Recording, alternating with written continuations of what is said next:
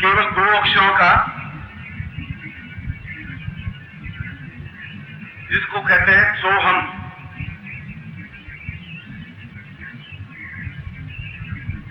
सोहम अपने आप में वो ह के ऊपर बिंदी, जिसको बोलते हैं सोहम, ह।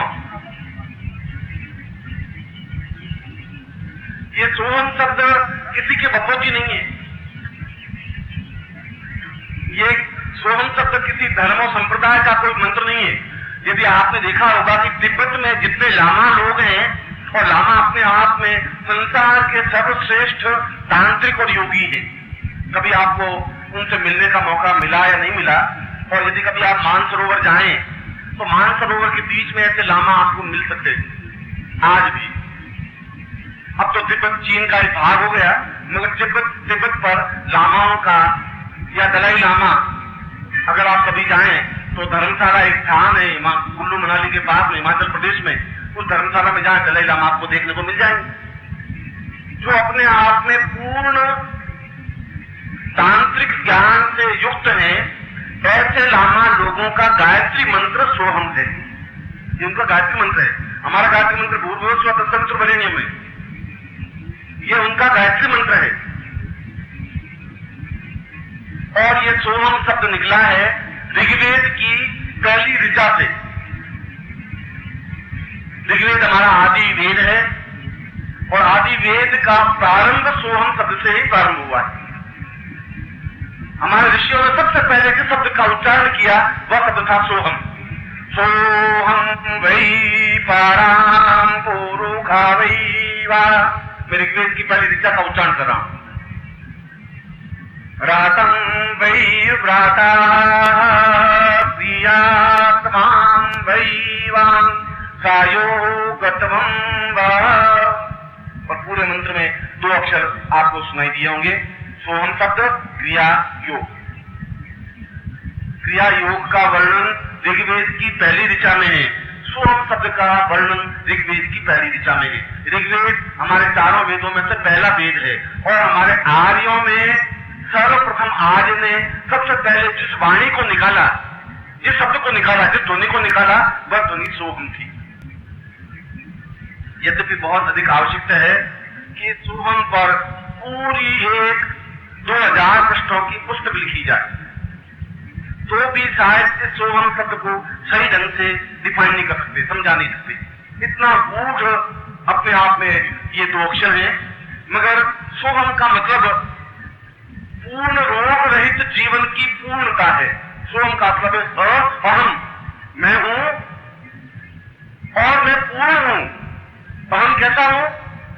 अ से लगा करके ह तक मेरी वर्णमाला का, मेरी जो बोल रहा हूं वो सारी मेरी उच्चारण क्षमता का पहला अक्षर ह है, अ ई, और उसका अंतिम ह है, स स स ह। अहम, सारी वाग देवता का मूल आधार मैं हूं। सोहम, मैं हूं। स, मैं वैसा हूं, कैसा हूं? अहम, अ से लगाकर ह तक पूरे ज्ञान को पीने वाला हूं, उसको सोहम कहते हैं। अब वास्तविक में सोहम कब बनेंगे? जब वो पूरे ज्ञान को पी सकेंगे। और सोहम शब्द है, अहम का मतलब है घमंड। ये बड़ा अहंकारी, और घमंड का तात्पर्य रोग। रोगी व्यक्ति घमंडी हो सकता है। धन है तो है, तो घमंड की क्या जरूरत है? जो जितना ही ज्यादा पैसा वाला होना चाहिए वो उतना ही ज्यादा नम्र होता है। बहुत छोटे व्यक्ति बहुत ज्यादा उछल जाते हैं।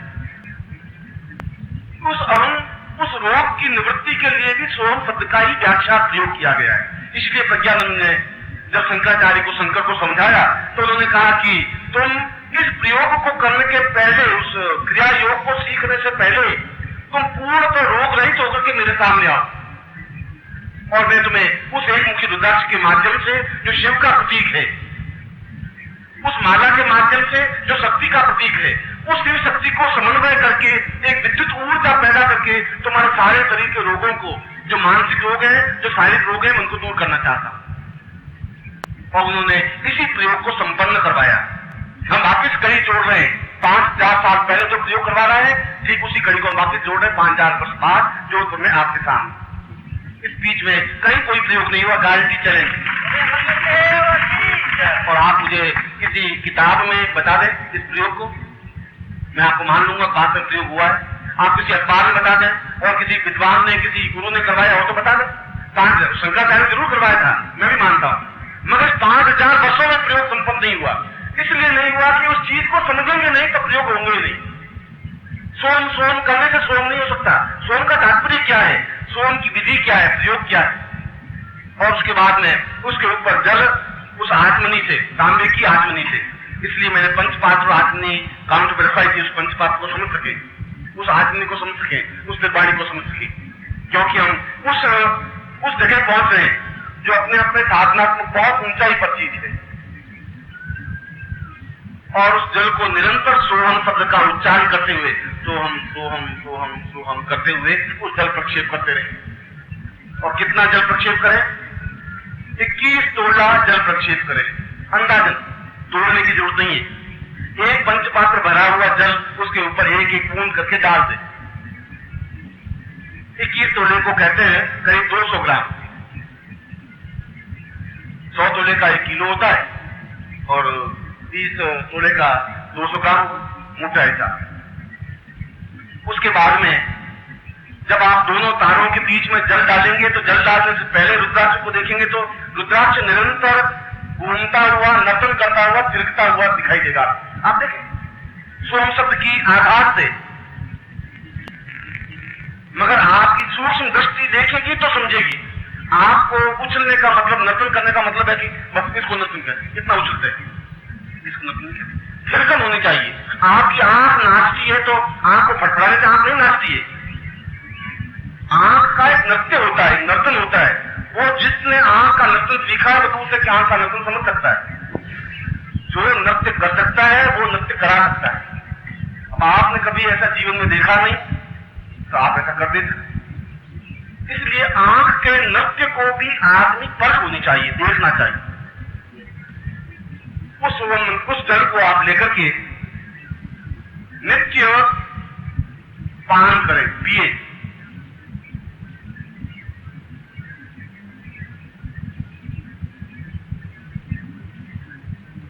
और आप स्वयं इसका एक्सपेरिमेंट करके देखें, क्योंकि शारीरिक रोग तो अपना आप मालूम पड़ेगा, शारीरिक रोग तो दूर होंगे तो अपना आप मालूम पड़ेगा। मैंने इसको आज भी एक्सपेरिमेंट कर रहा हूं। आज का मतलब है कल शाम को भी मैंने इसको एक्सपेरिमेंट किया है, और आज से 20 साल पहले भी एक्सपेरिमेंट किया था, आज से 45 साल पहले भी एक्सपेरिमेंट किया था। इसी विधि को, इसको संगोपन विधि कहते हैं। यह शंकराचार्य की संगोपन विधि है। और इस समय भी मेरे ब्लड प्रेशर था है, ब्लड प्रेशर इसलिए था कि बहुत ज्यादा ब्लड लोड होने से होगा।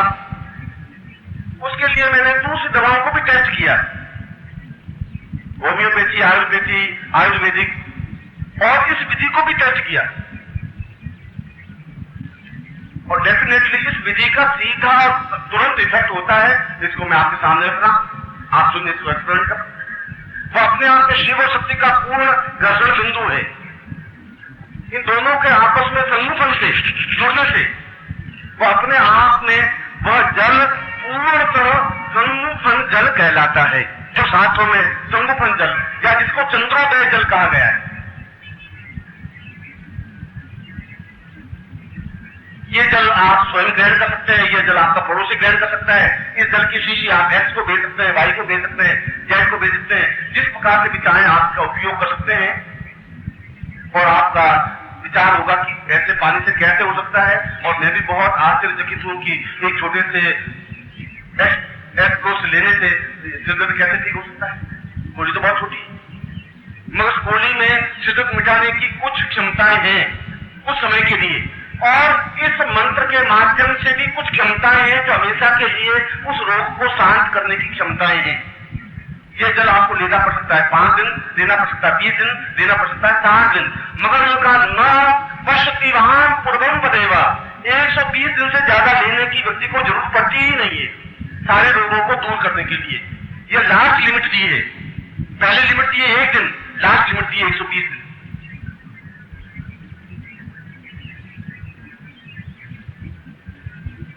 जिससे कि शारीरिक रोग दूर हो सके। उसके बाद में उस माला को आप धारण कर लें या पूजा में रख दें, उस एक मुट्ठी रुद्राक्ष को आप धारण कर लें या पूजा में रख दें, उस जल को आप ग्रहण कर लें, या आप पत्नी को दे दें, पुत्र को दे दें, बंधु को दे दें, बांधव को दे दें। मगर यदि कोई क्रिया योग में आगे बढ़ना चाहता है तो यह तो करना अनिवार्य होगा ही, चाहे आपको रोग हो या चाहे नहीं हो, चाहे आपको दूसरी बीमारी हो या नहीं हो, मगर इस क्षेत्र में आगे बढ़ने के लिए अनिवार्य शर्त है, ये भी जरूरी है। और आपके ऊपर आत्मिक रोग ये है कि ये क्या होगा, ऐसा क्या होगा, ऐसा करने से क्या होगा, आगे तो मरना ही है, मरने के पहले काय की हद करनी है। आत्मिक रोग बहुत रोगी है आप, उस रोग को दूर करने के लिए भी इस जल का प्रक्षेपण जरूरी है।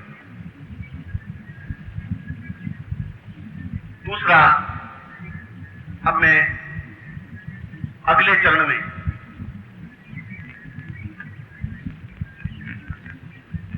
जो कि करीब 1 बजे या 1:30 बजे या 2 बजे जब भी होगा, गर्मी तो होगी उसमें, मगर होगी तो होगी, उसमें मैं प्रयोग कराऊंगा। अगला मैंने कल बताया था आपको धारणा, और दूसरा प्रयोग बताया था ध्यान, कि किस प्रकार से धारणा को ध्यान में कन्वर्ट किया जा सकता है। वो ध्यान जरूरी है, ध्यान पूरे रोग रहित जीवन में ही ध्यान लग सकता है। अगर हाथ कटा हुआ है, आप ध्यान लगाना चाहें तो यह दर्द होगा, ध्यान नहीं लग सकता। यदि आपकी पत्नी बीमार है और आप ध्यान लगाना चाहें तो नहीं लगा सकते। इसलिए इन सारे रोगों को मिटाने के लिए पहला प्रयोग जरूरी है, चाहे आपकी पत्नी की बीमारी हो, चाहे पुत्र की तकलीफ हो, चाहे आपको आत्मिक रोग हो, चाहे आपको मानसिक रोग हो, चाहे आपको शारीरिक रोग हो, चाहे किसी प्रकार की तकलीफ हो, चाहे और कोई बाधाएं हो, चाहे भूत बाधा हो, चाहे प्रेत बाधा हो, चाहे पिशाच बाधा हो, चाहे आपके पूर्वजों की बाधा हो, उन समस्त बाधाओं की निवृत्ति के लिए यह प्रयोग तो जरूरी है ही। गुरु की साधना करने से पहले स्नान करना तो जरूरी है ही, चाहे आप पवित्र हो, चाहे आप ब्राह्मण के बेटे हो, चाहे ऋषि के बेटे हो, स्नान करना अनिवार्य है। ठीक उसी प्रकार से क्रिया योग में आगे बढ़ने के लिए इस प्रयोग को करना जरूरी है। इस प्रयोग को करते रहे, आगे बढ़ते रहे, तो 120 दिन इसका इंतजार करने की जरूरत नहीं होगी। मगर ये जीवन में इतना महत्वपूर्ण है कि आपको अन्य औषधियों की जीवन में जरूरत पड़ ही नहीं सकती। 60 साल की उम्र में भी आप 40 साल के आदमी दिखाई दे सकते हैं।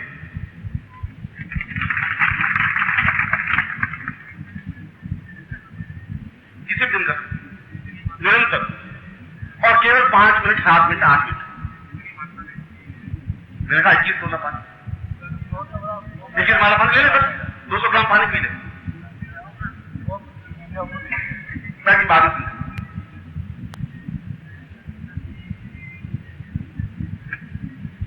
दोपहर को मैं इस रोग रहित जीवन को प्राप्त करता हुआ व्यक्ति उस ध्यान में चला जाए। और ध्यान का मतलब है कि हम अपने आप में ही बातें करने लगे। आदमी सब कुछ कर सकता है, आदमी की एक कमी और गलती यह है कि वो अपने आप से बात नहीं कर सकता, और जिसने अपने आप से बात करनी सीख ली वो अपने आप में सिद्ध योगी है। योग की पहचान ये है, योग का मतलब है 2 चीजों के मिलने से योग होता है, 1 और 1 का 2 योग। मैं अपने आप से बात करने की क्षमता को योग कहते हैं, क्रिया, एक्टिविटी, ये योग। मैं अपने आप से बात कर सकूं, मैं बैठा हूं, प्रकृति को देखता हुआ आनंदित हो रहा हूं, 2 घंटे बैठ रहा हूं, प्रकृति का नर्तन देख रहा हूं। कई बार मैं समुद्र के किनारे बैठता हूं बंबई में, और 1 घंटे में तो बैठा रहता हूं, मुझे कुछ और रहता ही नहीं दूसरा। अब लहरें आती हैं, लहरें जाती हैं, कोई नवी विशेष नहीं है, मगर मैं उस नर्तन में एक विशेष नृत्य देखता रहता हूं। वह भी अपने आप में एक आनंद है, एक जीवन की मस्ती है। इसको रोग रहित युक्त जीवन बना करके अपने आप में खो जाएं। और ध्यान किसको कहते हैं? ध्यान का तात्पर्य है कि अगर आपके सुई भी चुभो दे और आपको एहसास नहीं हो, उसको ध्यान कहते हैं। आंखें बंद करने को ध्यान नहीं कहते, पूर्ण अपने आप में लीन हो जाए, अपने आप में लीन हो जाए, मुक्त हो जाए, अपने आप पर, अपने आप पर मिटा दे, अपने आप में विसर्जित हो जाए। यह जीवन की बहुत बड़ी उपलब्धि है, यह जीवन का बहुत बड़ा आनंद है। अगर ऐसा मिल जाए तो जीवन में चाहिए ही क्या? हम इस तनावों से मुक्त हो सकते हैं, ये सारे टेंशन से मुक्त हो सकते हैं, जितनी भी चिंताएं परेशानियां उससे मुक्त हो सकते हैं। और जब चिंता और परेशानी से मुक्त रहेंगे तो आगे की वृद्धावस्था का प्रकोप हम पर हो नहीं सकता।